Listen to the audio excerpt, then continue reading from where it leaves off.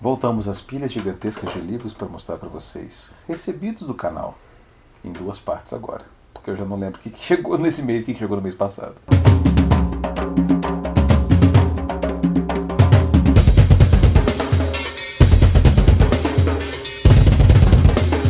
Book Haul do mês de junho e julho, parte 1. Vai ter duas partes. Então, primeira parte, livros de junho e julho, indistintamente, ok? Segunda parte, livros de julho e junho, também distintamente, segunda parte.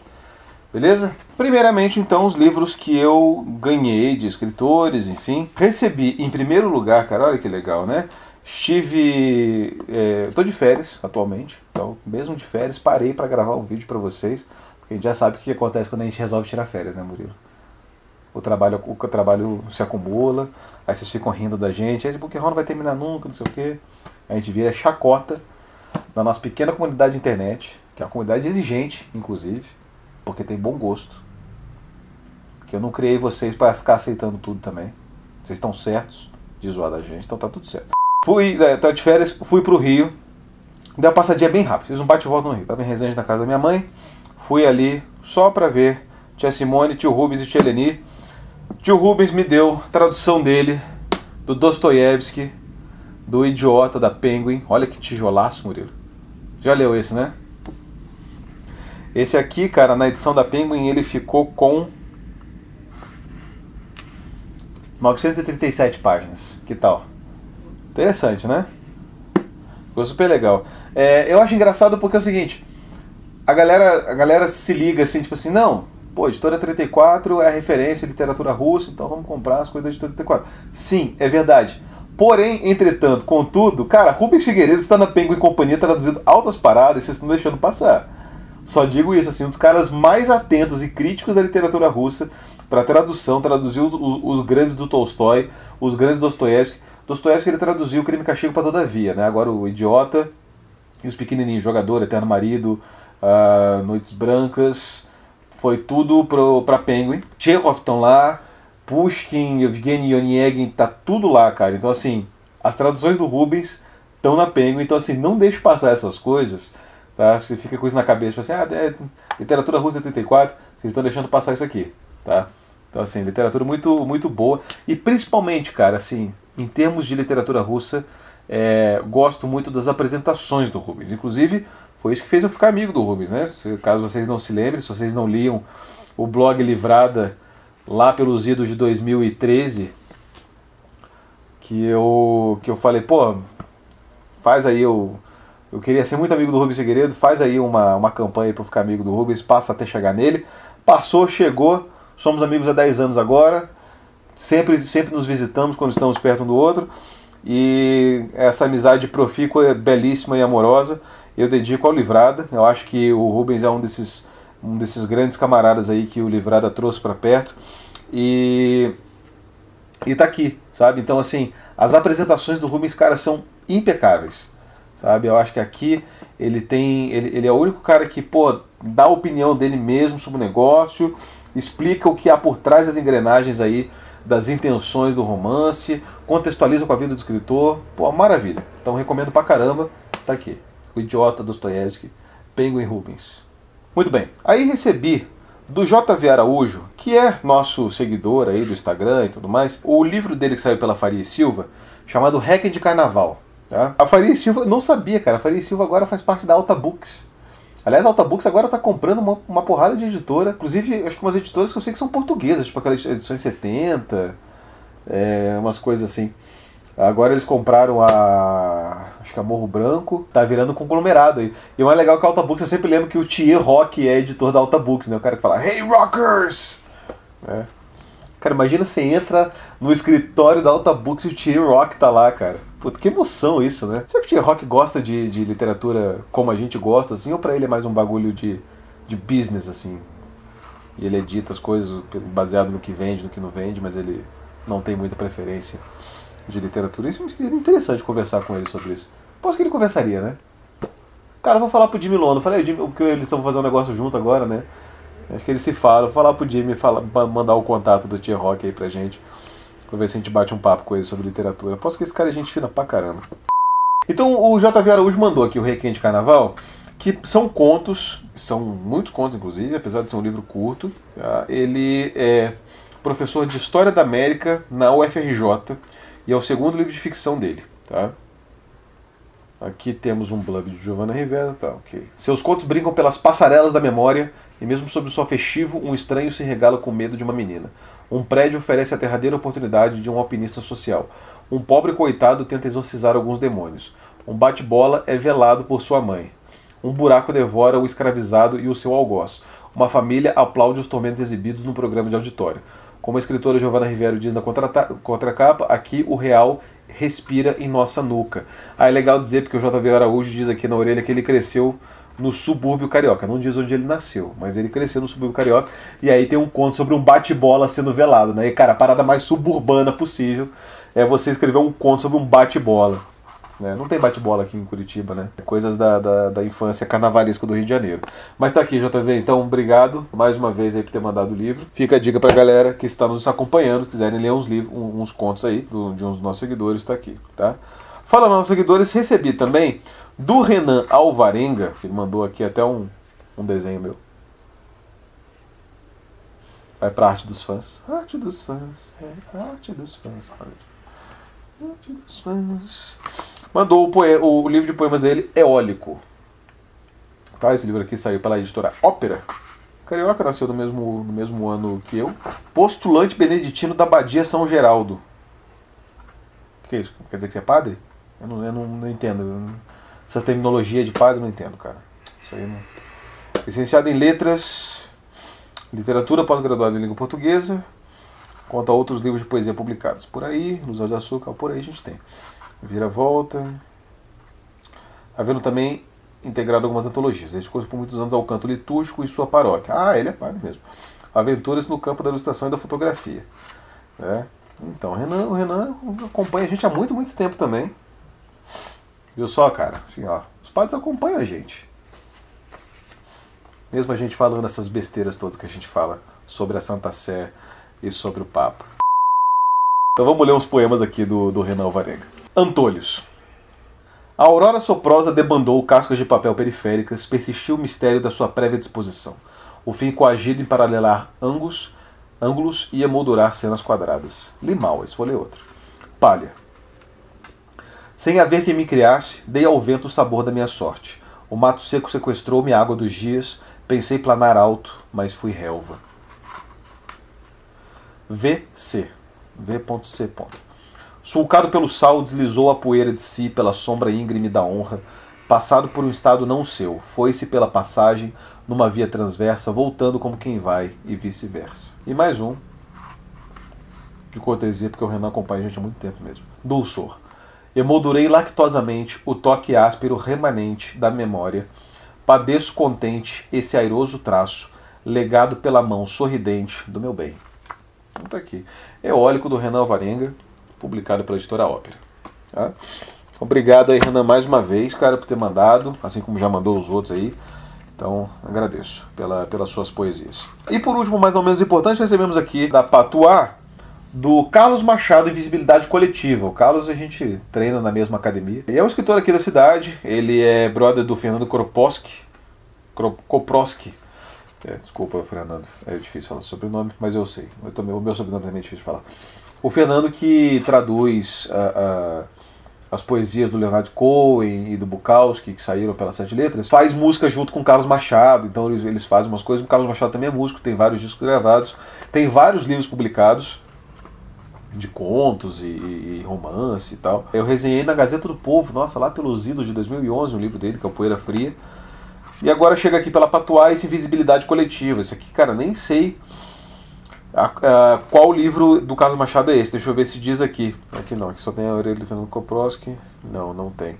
Cara, aqui tem a lista de livros dele, é muita coisa, tá? Então assim, A Voz do Outro, Nós da Província, Diálogos com Carbono, Balada de uma Retina Sul-Americana, Poeira Fria, Passeios, Esquina da Minha Rua, Era o Vento, Olhos de Sal, Por Acaso Memória, Flor de Alumínio, Imagem Invertida, e participou de trocentas antologias aí, 48 contos paranaenses, Mágica no Absurdo, Prêmio a Flip, não sei o que, outras palavras. E como músico gravou CDs autorais, Tendel, Samba Portátil, Longe, o DVD ao vivo no Teatro Guaíra, Longe, outras canções, Los Amores de Passo, Bárbara e Desencontro, seu disco mais recente, que é de 2017. Então tá aqui, cara, assim, ó. Livro novo do Carlos. E aqui diz na quarta capa, tá? A invisibilidade é uma das armas mais importantes que temos para a sobrevivência social. Porém, ela pode ser, por outro lado, bastante dolorosa e causar uma amargura infinita nas pessoas. Portanto, como aceitar a não existência coletiva como parte da nossa vida? Dentro dessa perspectiva, os contos de invisibilidade coletiva, são contos de Carlos Machado, nos empurram para uma situação de incômodo diante dos personagens por vezes amargurados e azedos, sarcásticos e irônicos, mas também sensíveis e carismáticos. O autor nos convida a não perder o fio da meada. Acompanhe o gato sorrateiramente jogando o novelo de lã que ele encontrou atrás do sofá, para lá e para cá, tal quando uma joaninha é jogada de folha em folha pelo vento. O importante é tentar se equilibrar ao máximo nessa linha do começo ao fim, entende? E mesmo que quase caia, procure dar o passo para frente. A invisibilidade, também construída por Carlos Machado em cada um de seus contos, como se fossem nossas sombras, é a única coisa que nos torna iguais. Isso aqui é uma quarta capa escrita pelo Jonathan Silva, também é brother dele. O Jonathan também, né, atuou aí como agente cultural aí durante muito tempo. Acho que agora ele está fazendo um negócio sobre Curitiba, né? Tem um canal que é o Curitibando. Então tá aí, cara, assim, né? Capa do Passeio Público, isso aqui tem uma aquarela bonita, inclusive. Deixa eu ver quem fez a aquarela. Ele não diz. Poxa. Não diz mesmo. Bom, é que é da Patuá, né, cara? A gente já sabe como é que a Patuá se dá com capistas aí de livros, né, cara? Melhor não mexer nesse vespeiro. Melhor nem citar. Daqui pra frente o negócio é assim, que a banda toca na Patuá. Tem crédito pra capista não, cara. Foda-se. Livros que eu recebi de editora, começando pela Dark Side, que mandou algumas coisas pra mim nesse último bimestre. Mandaram aqui o Medicina Macabra 4. Nem sabia que tinha outros 3 Medicina Macabra, mas enfim. Então esse aqui faz parte do selo Macabra da Dark Side. Engraçado isso, né, que a Dark Side eles têm tipo selos para tipos diferentes de coisas assustadoras, assim, né? Então tipo, tem as coisas do True Crime, aí tem as coisas do Macabra, que eu não sei o que é, mas enfim.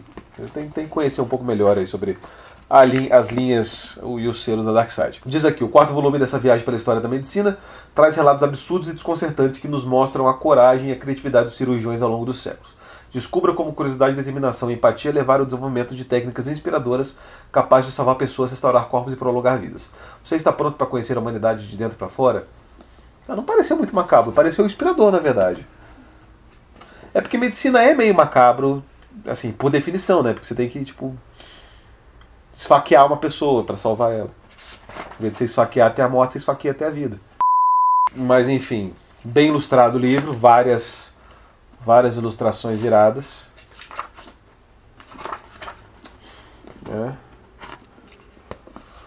Aí aqui tem as coisas aqui, ó, laparoscopia. Endoscopia, revolução da cirurgia minimamente invasiva, tá certo? Castração, câncer de pulmão, hérnia umbilical, estadia curta pela via rápida, morse em tábula, acidente vascular cerebral, o pescoço de Lenin, tá bom, fístula anal, tá aqui, a medicina macabra. Não achei tão macabro pela descrição, achei bonito, inspirador. Esses bravos médicos aí que não tem medo de esfaquear os outros para tentar descobrir alguma coisa, para tentar descobrir jeitos mais humanos de esfaquear as pessoas. Recebi junto com esse livro aqui do Anatomia Macabra, recebi esse aqui, Medicina Macabra, recebi esse aqui, Anatomia do Nojo, do William Ian Miller, um verdadeiro banquete sobre a vida. Tá vendo? Assim, cara, de novo, um lindo banquete sobre a vida. Eu acho que eles estão querendo vender a parada como assustadora, mas a parada é bonita, galera. Uma obra inovadora e perspicaz que mergulha nas entranhas da versão humana e desvenda os mistérios do nojo.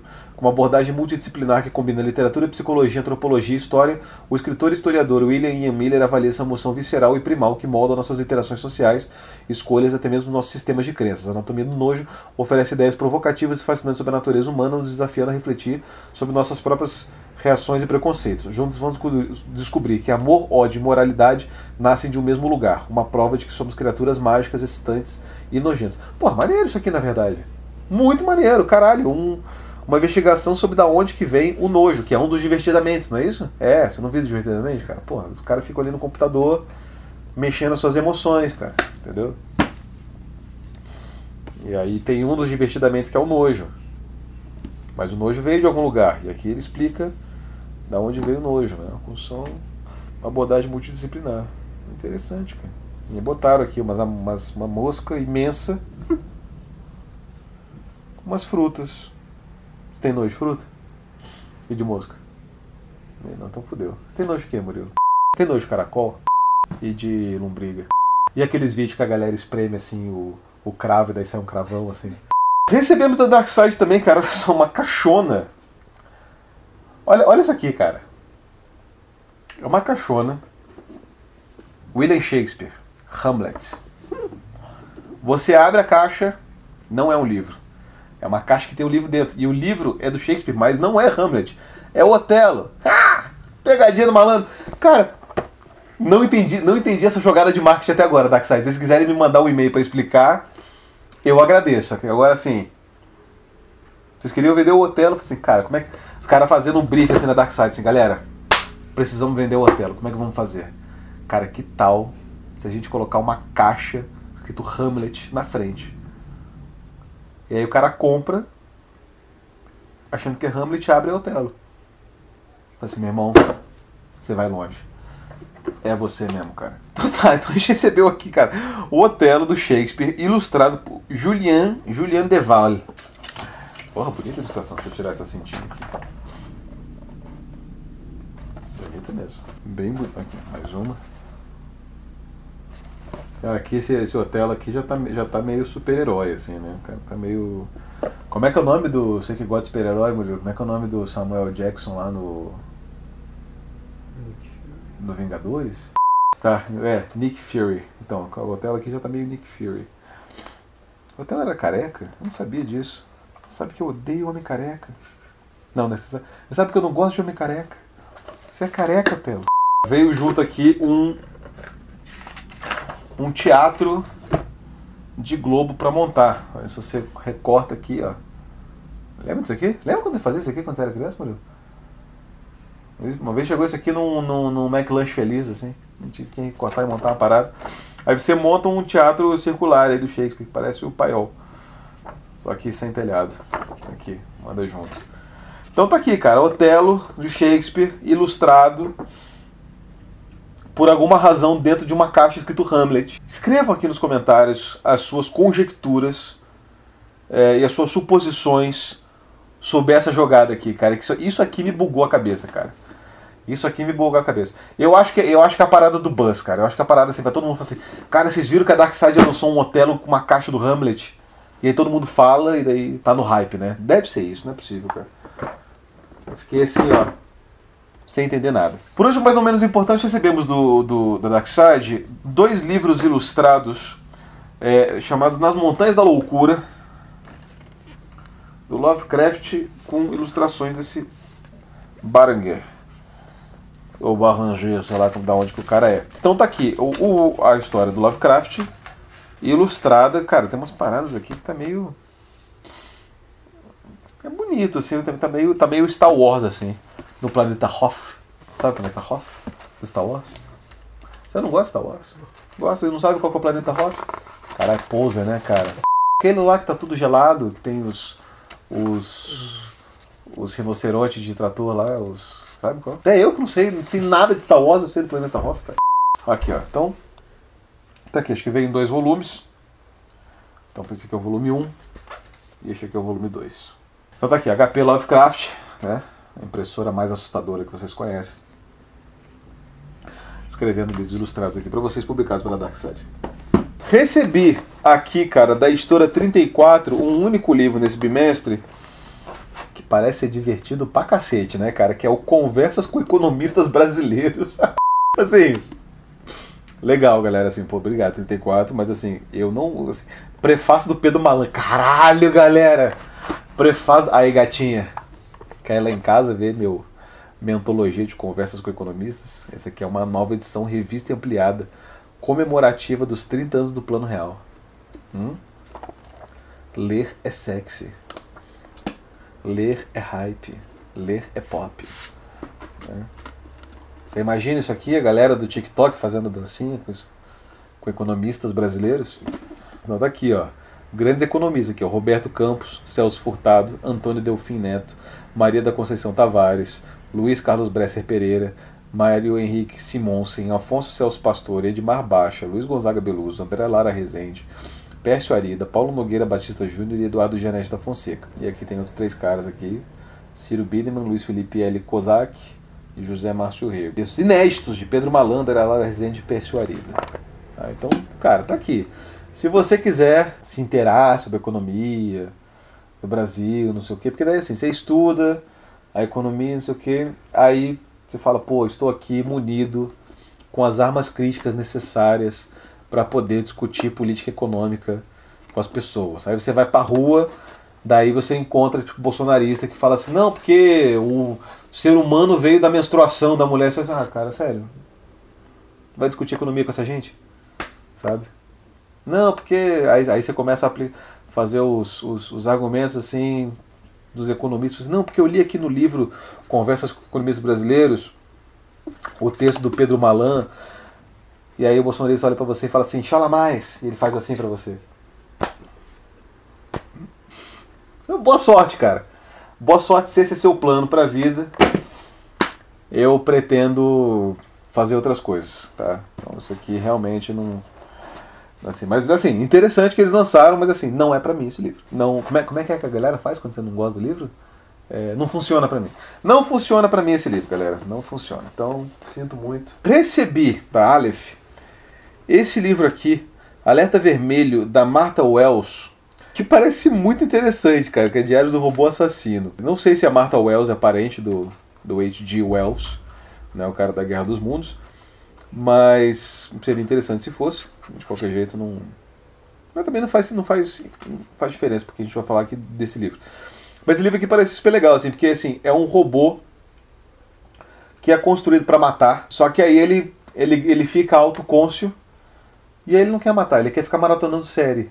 E é essa história, essa coisa, tipo assim... Cara, assim, do ponto de vista conceitual, essa história é genial, porque ela subverte completamente toda a ideia de ficção científica distópica de revolução das máquinas, né?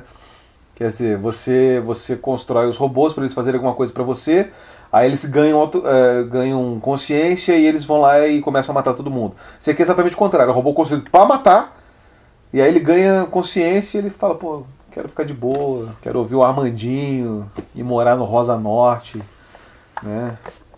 Vai morar no Rosa Norte. Minha família, é o robô aqui do Alerta Vermelho. Então, cara, assim, ideia super interessante. Então, cara, parabéns pra Aleph aí que tá cavucando essas paradas legais. Ele é best-seller do New York Times, vencedor dos prêmios Hugo, Locus e Nebula. Cara, acho que eu vou começar a publicar ficção científica, porque pelo que eu vi, assim, tudo que chega da Aleph ganhou algum desses 3 prêmios. Então, assim, acho que o mundo da ficção científica é pequeno, os caras são meio que uma mãe, abraço todo mundo. Vamos fazer as ficção científica aí, cara. Vamos bolar uma história de ficção científica aí, Murilo. Mas aí que no futuro aí, cara, não sei.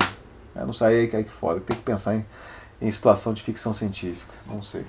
No futuro as impressoras ganham consciência e começam a imprimir todas as gráficas. Em vez de imprimir os livros, começa a imprimir Conversas com Economistas, publicado pela Editora 34. Assim. Todo mundo não tem mais o que ler e tem que ler Conversas com Economistas. Assim. E aí, é isso. Recebemos da Arzivita o livro Alamedas Escuras, do Ivan Bunin, traduzido pelo camarada Irineu Franco Perpétuo, com prefácio da Helena Vassina, tá? E ilustrações da Svetlana Filipova. O Bunin, a gente resenhou algumas coisas dele aqui já, né? A gente acho que fez uma resenha do Amor de Mitya e fez uma resenha dos contos dele, se eu não me engano, que saiu pela Marilis. Inclusive, os contos que estão aqui, alguns deles estão na edição da Marilis também. Esse aqui foi publicado com apoio do Instituto de Tradução Russa. Tá? Então a Masha trouxe essa pedrada aqui. E tem, porra, alguns contos, né? Tem o prefácio da Helena Vassina. Então sobre o Bunin a gente já falou, né? O Bunin é o primeiro prêmio Nobel da Rússia, né? Da União Soviética. É claro, né, que esses prêmios eles são muito políticos, então eles deram os prêmios Nobel para os soviéticos, assim, basicamente para dissidente, né, basicamente para monarquista, sabe, essa galera assim. O Bunin foi o primeiro. O Bunin era monarquista, né, era dos brancos, fugiu para Paris e tal. Depois ganhou o Pasternak, o Sholokhov e o Solzhenitsyn. Ganhou, se eu não me engano, né? Não, e o Brodsky ganhou também. Acho que o Brodsky ganhou. Então, assim, essas coisas, né? Você não quer dar o prêmio Nobel, por exemplo, pro Gorky, que é um cara, assim, infinitamente mais foda, mas é porque o cara é cupincha do Stalin, aí você não pode dar prêmio pra ele, porque pega mal com os meus amigos da esquerda, Caetano Veloso. Aí você vai dar o prêmio pro monarquista, sacou? Então, assim, fica entre essas e esses aqui, assim. Então, assim, eu particularmente, entre o Gorky e o Bunin, prefiro o Gorky, tá? Agora, não que o Bunin seja um escritor mau, ele, pelo contrário, ele escreve contos muito bons, assim. Só tô comentando essa questão política do prêmio Nobel, que acontece sempre quando a gente fala de União Soviética, principalmente. Então, assim, aqui tem, porra, alguns contos. Eu lembro que o conto que eu gostei do Bunin naquela edição da Marilis, acho que inclusive ele tá aqui, só que eu não vou lembrar o nome dele, que é o conto que ele tá deixando a Rússia e tal, ele vê do navio dele e tal. O que tem de legal aqui nesses contos é um certo erotismo, uma carga assim, qualquer coisa explícita, o que era, a bem da verdade, é até hoje relativamente raro na literatura russa, principalmente do período soviético, né? Do período da época de ouro nem se fala, né? Mas na era soviética, né, tem aquela frase clássica e super engraçada, assim, não existe sexo na União Soviética, que perguntaram lá para algum Aspone, quando perguntaram sobre, acho que preservativo, né, alguma coisa assim, sobre a AIDS, né, ele falou assim, não precisa se preocupar, não, ninguém transa na União Soviética, não. E aqui a gente tem uma carga erótica considerável nos contos aqui da Alameda Escuros, tá? Então, tá aqui, primeiro escritor russo a ganhar o Prêmio Nobel de Literatura, considerava o seu livro Alamedas Escuros melhores. Escrito entre 37 e 45, o único livro de conto do autor, publicado pela primeira vez no Brasil, tem como cenário principal a Rússia pré-revolucionária, apresentado como um vasto território secreto do amor. Ah tá, então se esse aqui é o único livro de contos dele, então quer dizer que todos os contos que estão ali estão aqui no Alamedas Escuros também, e mais alguns outros, tá? Não sabia que ele só tinha um livro de contos, né? A gente resenhou também O Amor de Mitya, que é um romance. Achei o Amor de Mitya uma espécie de Turgenev do século XX, né? Mas está lá resenhado, acho que está no canal aqui, só procurar. Aí a gente recebeu aqui também da Civilização Brasileira, que é um selo do Grupo Record, o Natureza, Cultura e Desigualdades, do Thomas Piketty, né? O Thomas Piketty é aquele economista francês super descolado, né? A galera da economia, Maria Conceição Tavares aí, né, gosta de citar os dados que ele apresenta, as interpretações dele, porque ele é um cara que tem uma visão um pouco mais humana aí sobre a coisa. Então, basicamente é um livro de economia. Você vai ver aqui pelos gráficos chatíssimos que estão aqui dentro. Não deixa ninguém se enganar que seja um livro de economia, tá? Então, uma perspectiva comparativa e histórica. Então, diz aqui: Thomas Piketty apresenta nesse livro uma síntese de seu trabalho abordando temas como educação, herança, patrimônio, impostos, taxação de riqueza, aquecimento global e dívida pública, e analisa quais fatores exercem um impacto significativo na marcha dos países à igualdade. A depender da sociedade da época, a natureza das desigualdades possui causas muito diversas. Para compreender esse fenômeno, o autor se volta para a história, para as culturas humanas e principalmente para as mobilizações políticas que estão atreladas a trajetórias socioeconômicas, civilizatórias ou religiosas. De maneira engenhosa, Piketty remonta os efeitos da Revolução Francesa e das duas guerras mundiais para, a partir deles, propor caminhos para uma sociedade mais igualitária. Seu argumento culmina na articulação entre natureza, cultura e desigualdade por meio da destruição da natureza e do capital natural, considerando que não há salvação ambiental sem uma drástica redução de todas as desigualdades. Então, tá aqui o livro novo do Piketty. O Piketty escreveu lá o Capital no século XX, né? Que é aquele livraço que o cara queria atualizar o Karl Marx. E agora tem um livro bem mais acessível para vocês que querem se introduzir nas ideias econômicas do Piketty, né? Mas se quiser uma parada mais robusta, ainda tem aqui Conversa com Economistas Brasileiros, publicado pela editora 34. Recebemos aqui da HarperCollins o manuscrito de Elif Shafak. A HarperCollins manda coisas muito esporadicamente pra gente. E aí sempre que manda já me dá uns calafrios, porque eu não sei o que vem, cara. Porque assim, eu não sei como é que funciona o setor de marketing e divulgação de uma editora. Mas a julgar pelas coisas que eu recebo e de quem eu recebo, eu imagino que é assim. Eles têm um círculo íntimo, um primeiro círculo de divulgadores, para os quais eles mandam absolutamente qualquer bosta que sai. Certo? Beleza. Tem um segundo círculo de divulgadores, para os quais eles mandam os lançamentos principais. Um terceiro círculo de divulgadores, imprensa, etc., para os quais eles mandam, assim, uma coisa por mês. E um quarto livro de divulgadores para que eles não mandam nada nunca, salvo aquele livro que é aquela campanha de mobilização nacional. Assim, meu irmão, esse aqui todo mundo tem que receber. Sabe? Tipo, cara, até o professor de yoga do Mourão tem que ter com esse livro na mão aqui. E é isso. Então eu acho que eu acho que eu tô nesse ciclo aqui da HarperCollins, sacou? Eu recebo só as paradas assim que são tipo indispensáveis, os caras têm que mandar para alguém. Quer dizer, tem que mandar para todo mundo. Todos os brasileiros têm que ter um exemplar desse aqui na mão. Então tô aqui. Porque fora isso, cara, eu não recebo nada da HarperCollins, muito raramente. Já recebi, inclusive, mais coisas deles. Aqui é um romance, vamos ver aqui a sinopse do manuscrito, tá? Ella Rubinstein tem um casamento feliz e uma vida monótona como dona de casa. Ao aceitar um emprego em uma agência literária, seu primeiro encargo é avaliar um romance do misterioso autor Aziz Zahara. O que começava com uma tarefa tediosa se torna cada vez mais fascinante conforme ela lê o manuscrito ambientado no século XIII na Turquia, que narra a busca de Shams de Tabriz, um derviche de Bagdá, por Rumi, um religioso famoso por seus sermões.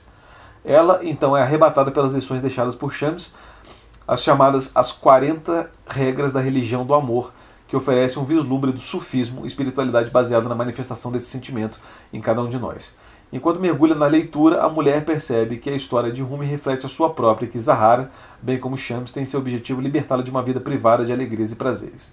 De Elif Shafak, autora premiada de A Ilha das Árvores Perdidas e 10 minutos e 38 segundos, Nesse Mundo Estranho, a história de um manuscrito une duas fascinantes narrativas paralelas que encarnam uma mensagem de amor atemporal e um dos mais sábios poetas da história da humanidade.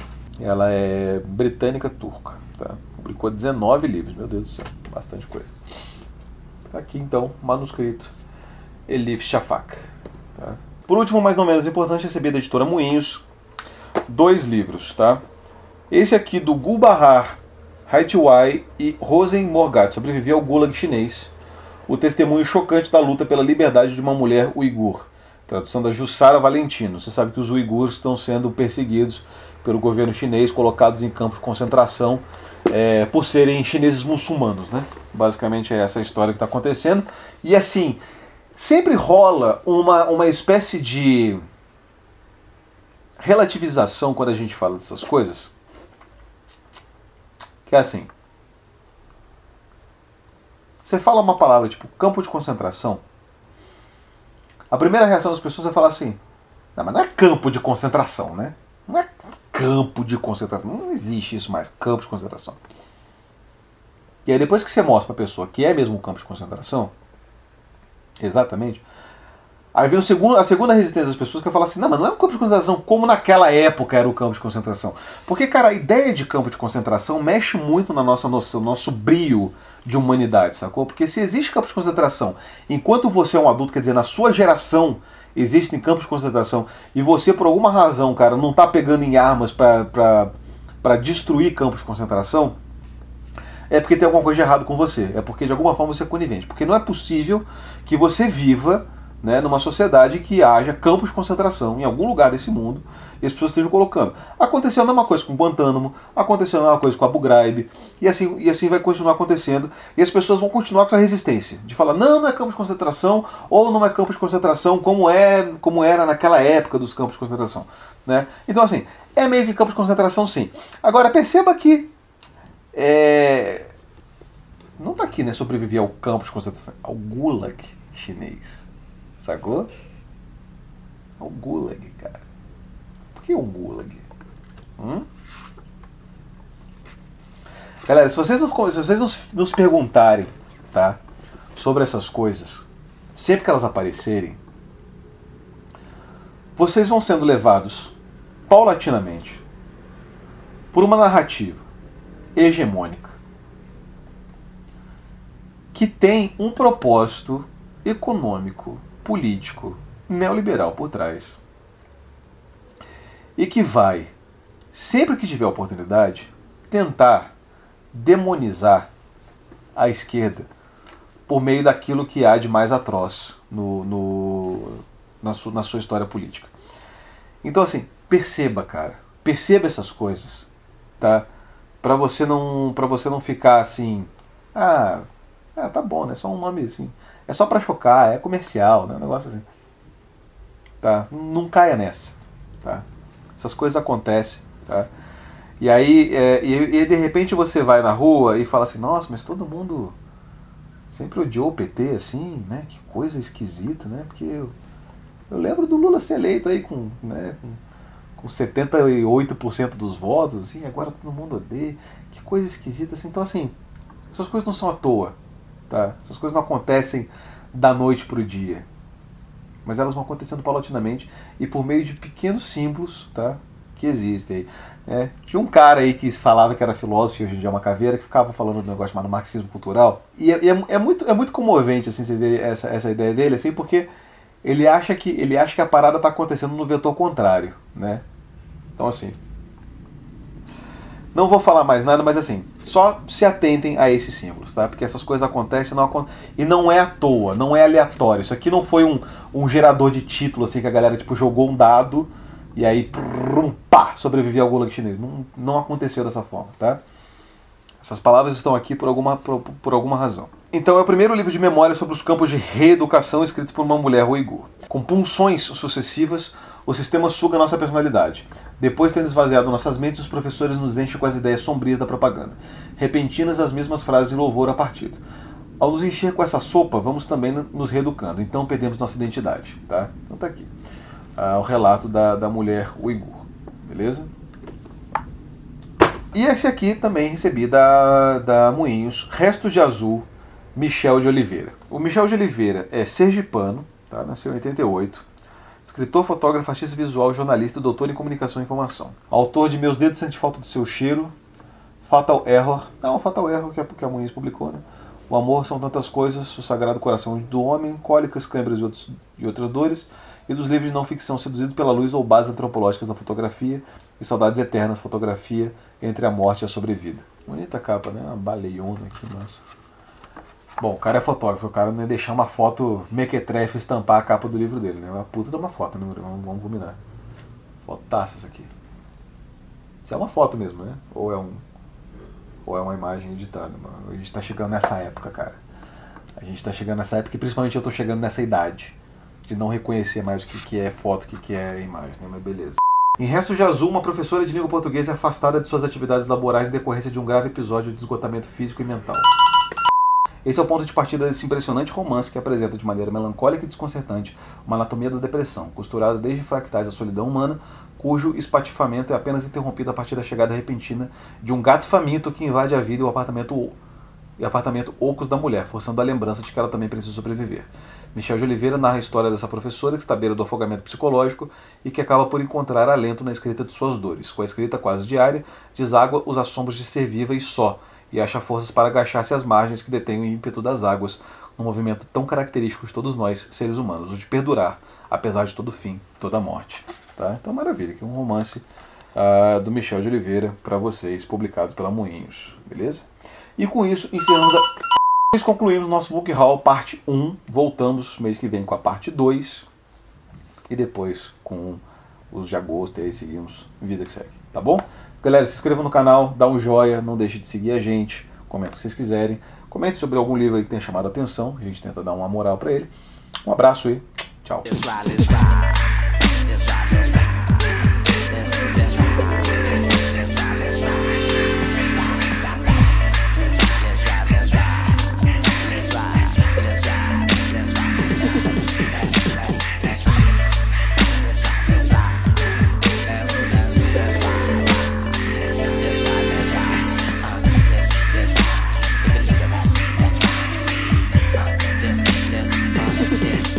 Represent M-I-A-M-I. Drive like a semi. Am I just another brother like a lover like am I? Think not, blink not, to drink. I don't need you drunk a reservoir.